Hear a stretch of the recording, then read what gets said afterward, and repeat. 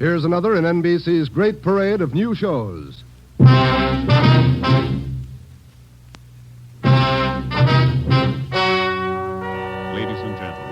The story you are about to hear is true. Only the names have been changed to protect the innocent. NBC brings you Dragnet.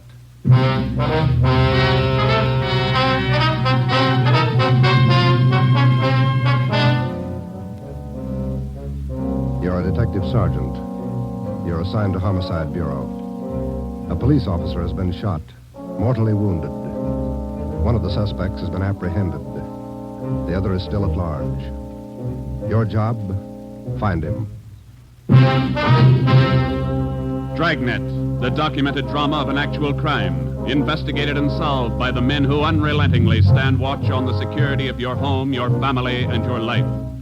For the next 30 minutes, in cooperation with the Los Angeles Police Department, you will travel step by step on the side of the law through an actual case from official police files. From beginning to end, from crime to punishment, Dragnet is the story of your police force in action.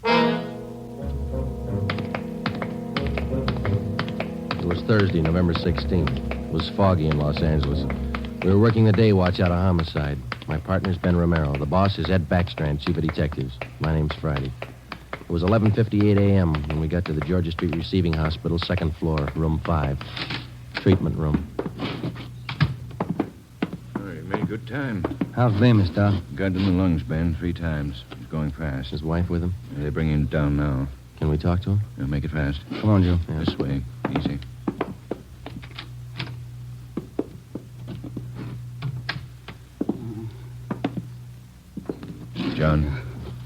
John, it's Friday and Romero. I want to talk to you a minute. Doc, it burns. My chest. Burning up. Nurse? Yes, Doctor? The hypodermic. Yes, Doctor. Yeah, easy. All right, fellas. Don't take too long. John, it's Joe Friday. Can you tell us how it happened? Joe. How'd it happen, boy? Can you tell me? Can't figure it, Joe. Why'd he do it? We gotta find out. Now, how'd it happen? I don't know. I was directing traffic. East Broadway and First Street. Gray coupe. Pulled up for the stop. Gray coupe. How many men in the car? How many, John? 2. Gray coupe. Pulled up for the stop. In the pedestrian lane. Went over. Gonna ask him to back up. Back up out of lane. Just gonna ask him. Yeah, John, and then what? Driver. Dark hair. Eyes. Dark. Went over. Gonna ask him to back up. Pointed a gun. No reason. Pointed a gun at me. All right, easy, John. Take it easy. No reason, Joe. No reason he fired. Hurry it up, Joe. Yeah. No. What about the other man in the car? Did you see him? Can you describe him? Joe, did you get him? Great coupe. Driver. Guy with him. We've got the driver, John. He's upstairs. The other one got away. We gotta find him. You gotta help us. My wife. Somebody send for Dora. She's on her way. She'll be here in a minute. Now, can you tell us, the other man in the car, what did he look like? Great coupe. What did he look like? Don't press him, Joe. Great coupe. The driver. Pointed a gun. Dark hair. Yeah, I know. The other man, John. We got the driver. What did the other man look like? Send for Dora. Come on, Ben. Thanks, Doc. Okay, Joe. Going fast. Yeah. John got any kids? 2. Always pick a family man. This thing's got a phony ring to it, Ben. You don't just pull a gun and shoot a man. Not if you're sane, you don't. Here's the stairs. The guy we got is as sane as they come. And how do we explain it? All I know is that hood shot John Bemis, and I want to know why. Might be a lead in that car he was driving. Maybe. Come on, here we are. Phone message for you, Friday. Came in a few moments ago. Thanks, Davis. It's from R&I. They got a make? Take a look.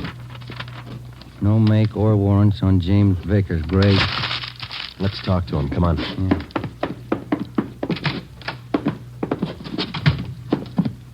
Minor wound, Joe. Bullet penetrated the fleshy part of his hand. Didn't touch the bone. Thought this guy had an arm wound, too. Just a neck, man. That officer you shot, Vickers, he's dying. Is he? He's a family guy. Got a wife, 2 kids. Has he? Why did you shoot him, Vickers? Ask him. We did. And you know the reason. Said there wasn't any reason. That's right. Look, we're going to make you on this, Vickers. You know that, don't you? I don't know anything. Why'd you shoot him? Shut up. Why'd you shoot him? Joe. Yeah. Davis? Yeah? Stay with him. Right. Doc, get us an MT slip on this guy, will you? We'll be back in a minute. Come on, Ben. All right, Joe. I'll have it ready. Too big punk. Easy, Joe. Oh, easy nothing. I've seen too many good cops like Bemis cut down by punks like that Vickers. Getting mad won't help. Come on, down the stairs. Back to see Bemis? Why? Just for the record. I want to see if the doc thinks it's okay for us to bring Vickers down. I'd like to have Bemis definitely identify him as the guy who shot him. We've got 3 good witnesses. An identification from Bemis will clinch it. I want to see Vickers get everything he's earned when he goes to court. Here we are. Yeah.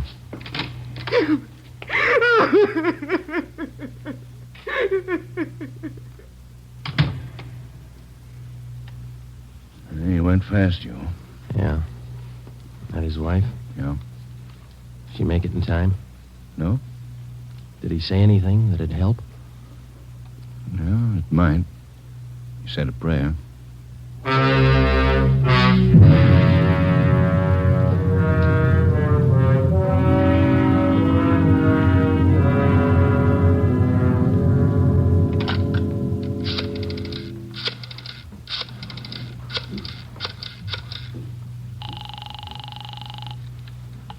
City Hall, 2625. 2625. Auto records, Crowley.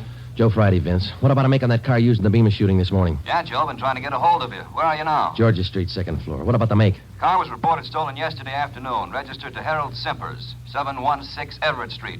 Report said the car was taken from a parking lot at Grand and Wabash. Okay, Vince, thanks.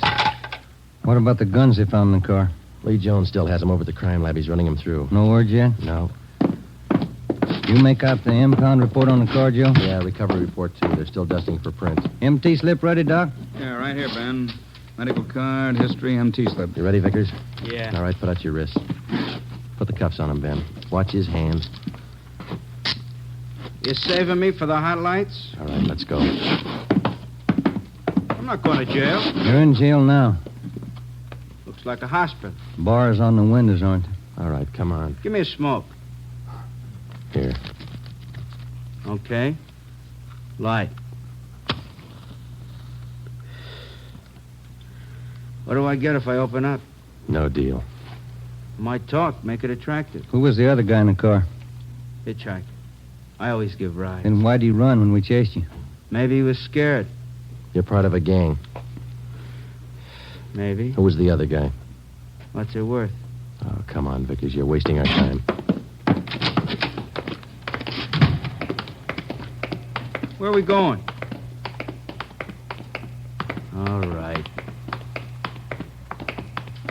My hand hurts. I want to call my own doctor. You hear me? Yeah.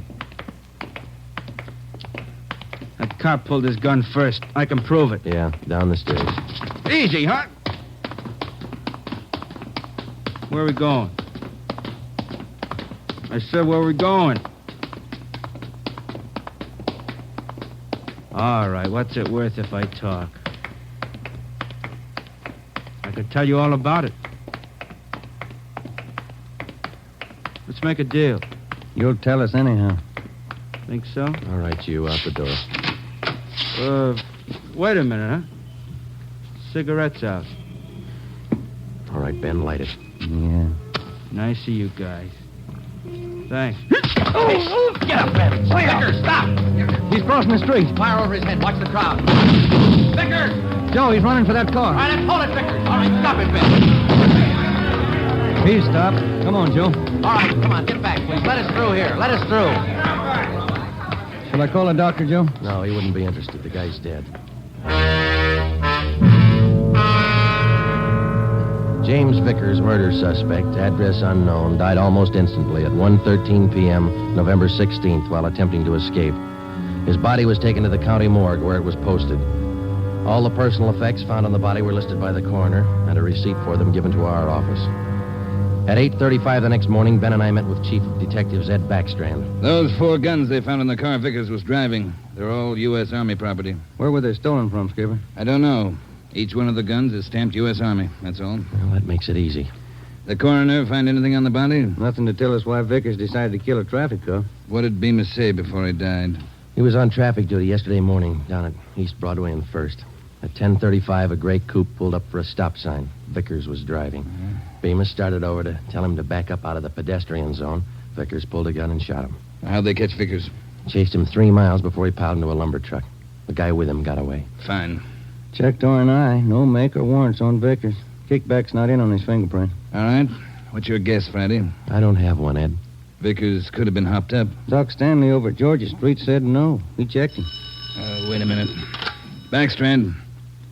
Yeah, hold on. For you, Friday. Okay, thanks. Friday talking. Yeah. Yeah, good. Be right over, Lee. We're in business, Ed. Crime Lab just found Vickers' address.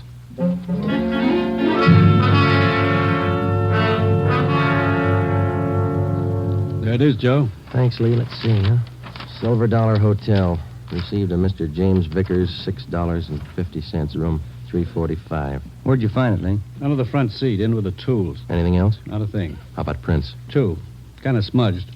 Hope we can run a make with them. No prints on those 4 guns, Lee? Smeared. Not enough to classify. Yeah, this is it, Ben. That's all we got. Come on, let's see if we can make it pay off.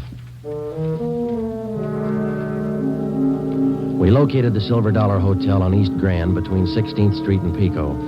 It was an old-type frame building with a brightly colored neon sign jutting out over the sidewalk just above the dark entrance. The manager's name was Luther Gage. We showed him a picture of James Vickers. He definitely identified him as one of his former tenants. He told us that Vickers had stayed at the hotel 1 week in room 345 and that he had checked out 2 days ago. Was Vickers staying here alone, Mr. Gay? Yes, alone. Quiet man. Did he have any visitors? Maybe. Wouldn't know. Paid his bills, spent most of his time away from the hotel. Good tenant. Did Vickers have any friends here in the hotel? Maybe. Fell in the room next to Mr. Vickers. He still lives here. 2 of them used to be kind of thick. Can we look at that room Vickers stayed in, Mr. Gage? Let's see. Yes, it's still vacant. All right, this way. This man Vickers was friendly with. What's his name, Gage? Knight. Raymond Knight. Room 343. Is he in his room now? No. Went out about 8 this morning. Here's the elevator. How well would you say Knight and Vickers knew each other? Couldn't say. Good tenants, both of them. Pay their bills. Did they go out together? Seem to know each other well? Wouldn't know. I don't pry. Look, this case involves murder, Mr. Gage. We told you that. We'd appreciate your cooperation. Cooperation don't pay the rent, Sergeant. 3rd floor. This way. Here, 345. Open it up.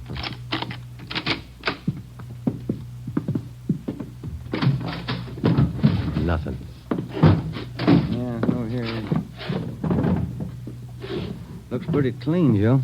All my rooms are clean. He didn't mean it that way, Mr. Gage. I wonder if you'd show us Knight's room now. That's next door, isn't it?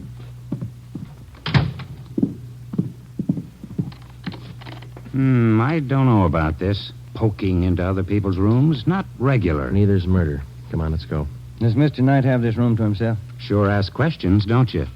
No, Knight has a friend staying with him. About 2 weeks now. Not in much. Is he in now? Don't think so.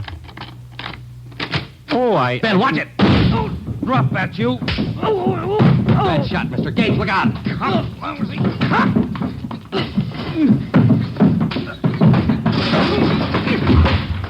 Come on, get up.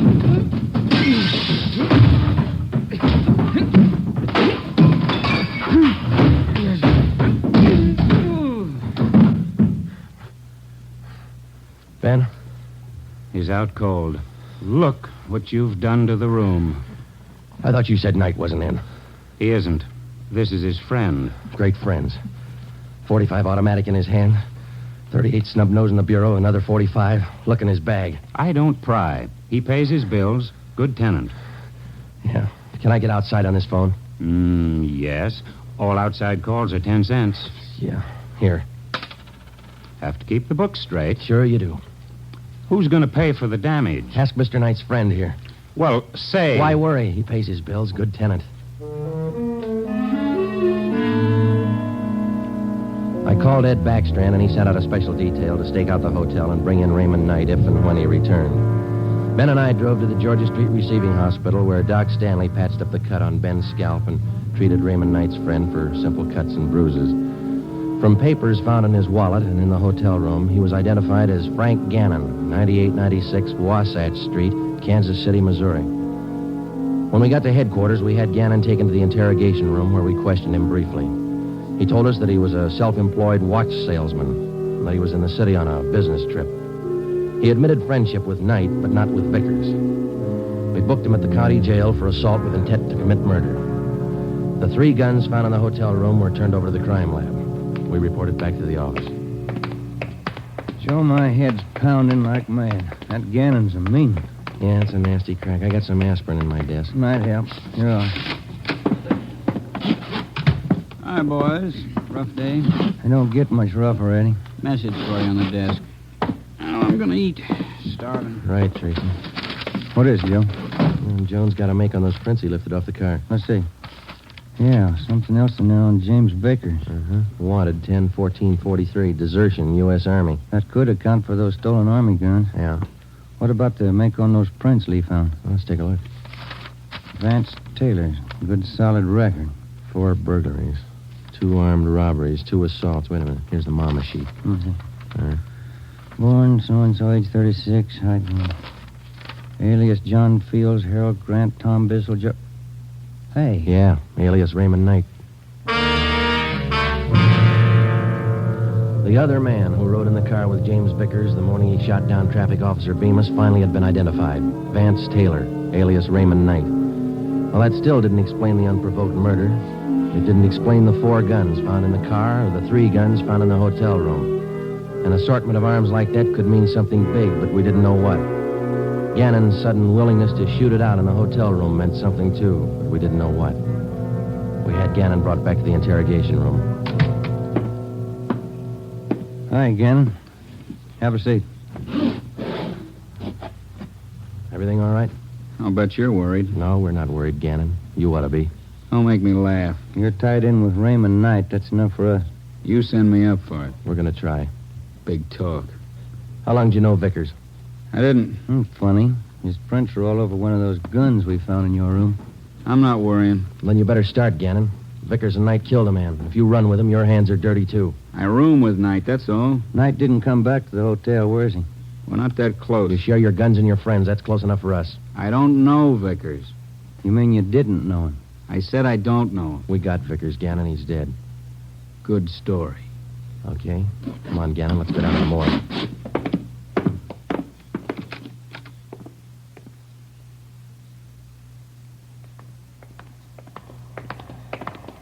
Down this way, Joe. Cold today, isn't it? Yeah, it's damp. Bad sinus weather. Now, what is all this? Never seen a corpse before? No, I'm not in this. Take me back. I don't want to look. You can close your eye. Take me back. I don't want to look. Here we are, fellas. Slam 45. This way, Gannon. I get sick. I don't want to look. Throw back the sheet, Fred. Take a good No. look, Gannon. No, he's Knight's friend. I'm not in it. Who is in it? I don't know. Take me out. I'm sick. All right, Fred. Thanks. Okay, boys.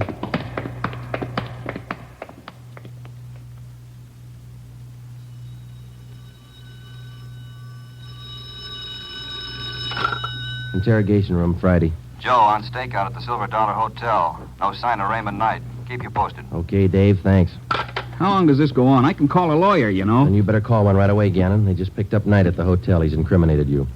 You're a liar. Sure. Like we were about Vickers. We'll prove it to you, Gannon. The officers are on their way in now. They're going to put Knight in the next room. You can listen to him. Look, I came here to sell watches. I ain't in this. Gannon, you and Vickers and Knight were planning a job, a big one. We know that. If you want to wait till you get on the witness stand to tell your story, it's all right with us. Well, didn't take too long to break this one. Smoke, Joe? Yeah.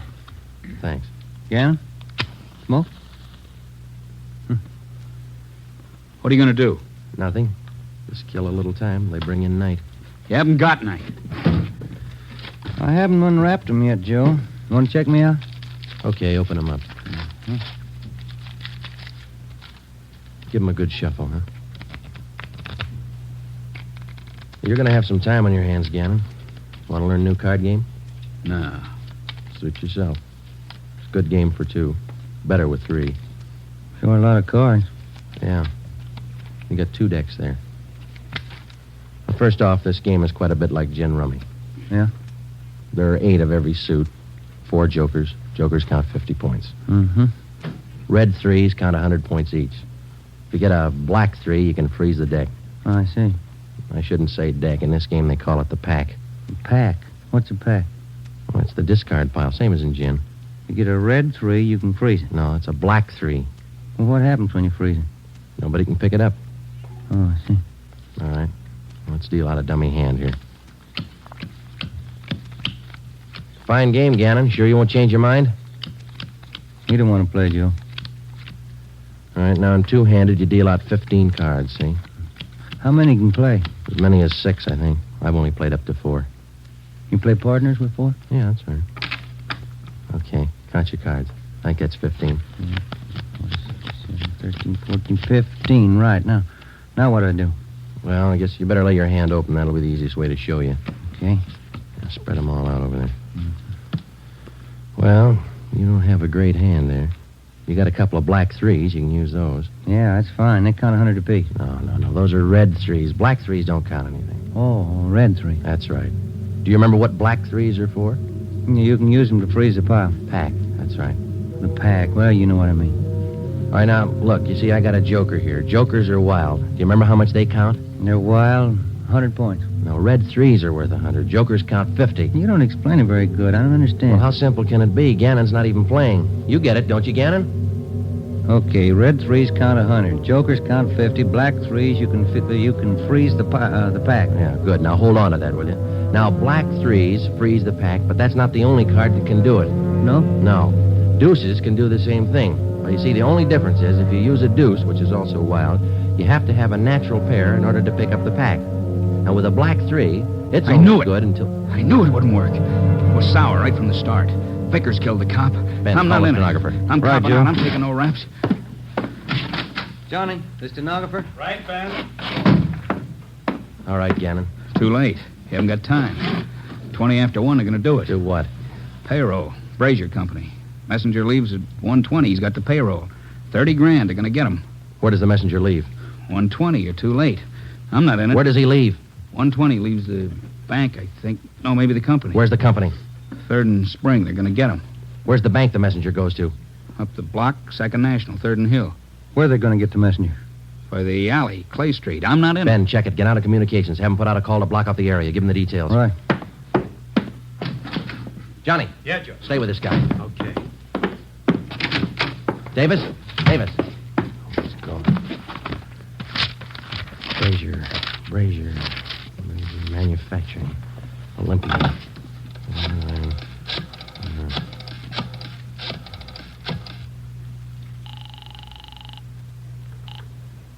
Good afternoon, Brazier Manufacturing Company. Give me your payroll division. This is a police department emergency. What's that, sir? Your payroll division. It's an emergency. One moment, sir.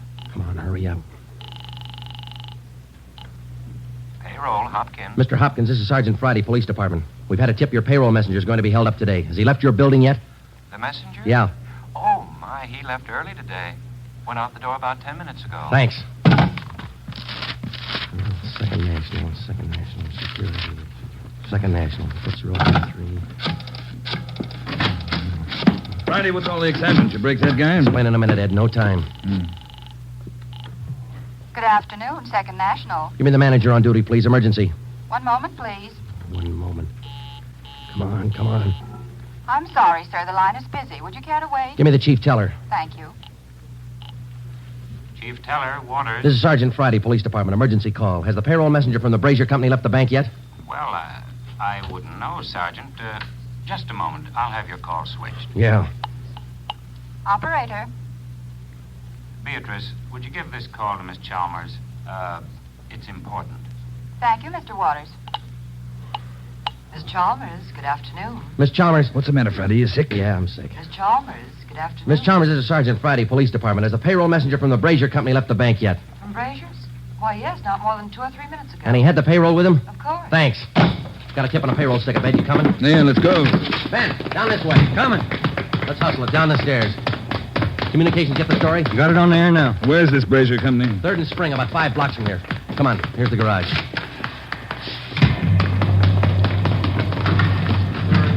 right, come on, hit it. Let's make time. Get the radio on. Just warming up. All units.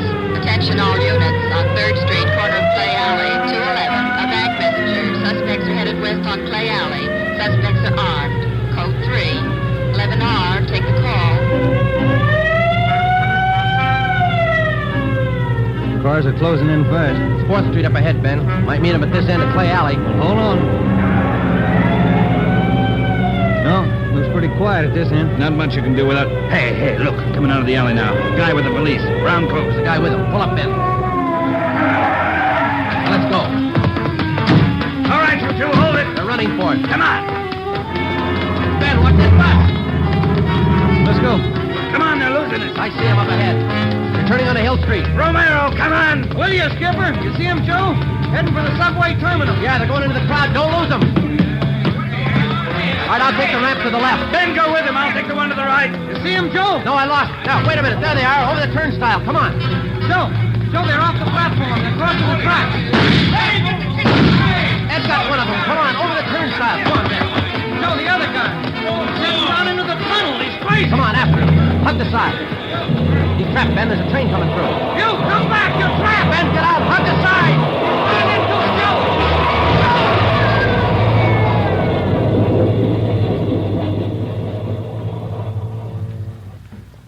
You all right, Joe? Yeah. You? Mm-hmm. You want to check?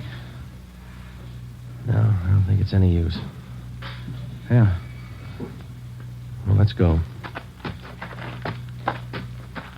Wonder why he tried so hard, Joe. I don't know, Ben. Some people are like that. You can blow the whistle all you want. They never know when to stop.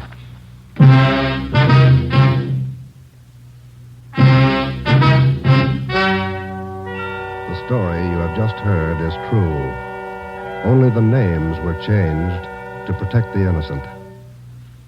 Frank Gannon, the only surviving member of the hold-up gang, was tried and convicted of the crime of assault with intent to commit murder. He is now serving out his sentence at the state penitentiary.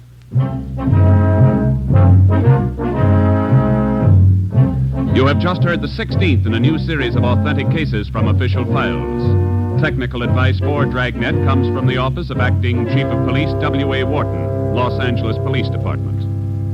Tonight's program is dedicated to Private Richard H. Taylor of the Washington, D.C. Police Department, who on the evening of December 13th, 1946, gave his life so that yours might be more secure.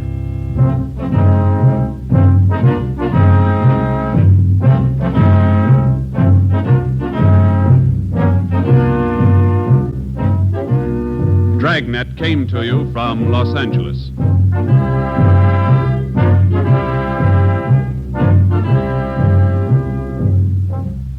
Phil Harris likes a great deal about the South. We like a great deal about Phil Harris. For instance, we like his beautiful blonde wife, Alice Faye. In fact, we like the Phil Harris-Alice Faye show, and it just happens that it returns to the NBC air tomorrow. Why don't you take our advice and listen to one of the funniest shows around anywhere?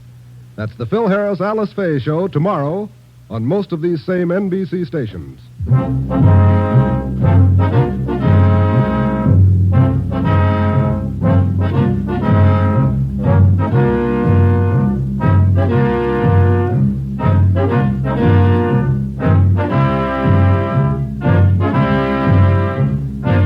You're tuned for the stars on NBC.